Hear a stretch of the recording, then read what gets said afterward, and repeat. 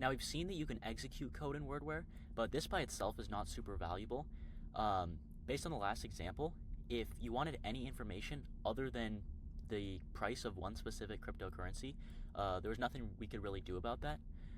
To remedy this though, we can use Wordware to actually generate the code that we then execute, which gives us a lot more possibilities of the actual API calls that we can make. So to demonstrate this, I'm going to be creating an agent that connects to the CoinGecko API and answers a whole wide variety of questions, not just like the price of one cryptocurrency. To do this, let's start by defining some instructions. This is basically just like a high-level overview that we're giving to the agent, describing what we want it to do. Next, let's define some tools that it can use. We got web search, so it can search for documentation and things like that. Run code allows us to actually hit APIs. Web scrape allows us to get the information on a given URL. And done is so that we can terminate the agent and actually provide an answer. We're providing the format that we want it to respond in. And once we get all of this stuff set up, we can actually start defining how we want our agent to run.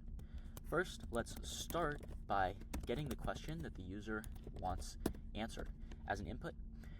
Next, we need to open up a loop because we basically want it to keep trying until it has enough information to successfully answer the user's question. Now let's create a new structured generation. Let's call this next because this is the next action that the LLM is going to take.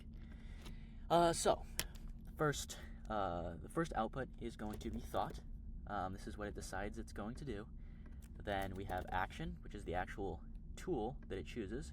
And finally, we have input, which is what will be plugged in to the action. So now we need a new if-else branch to handle the tool selection.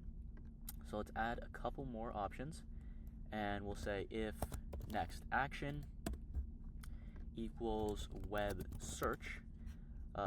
We'll write one for web, or not web, web scrape.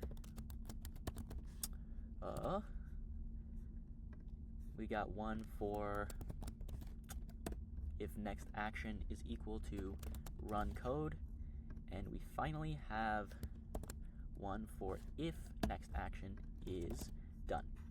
Now we got that set up. We need to make sure that our loop has a terminating condition where the next action is done. This is to prevent the agent from running infinitely. Now we need to actually implement our tools. So here we're doing a web search with exa where next input is going to be plugged in. Now we have web scrape, which is another Wordware tool, and we're plugging in next input again. Now we have run code, which we need to use code execution as we talked about last video. And here we are going to return eval of next input. Make sure to close that parenthesis. And finally, if it's done, don't have to do much. We're just going to return done.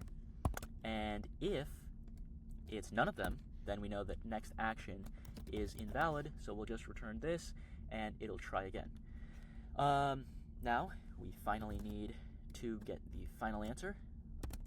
And to do that, we will create a new generation called answer. Now, this agent should work in answering all of our crypto needs. Let's get the top 10 cryptocurrencies with their market cap and price.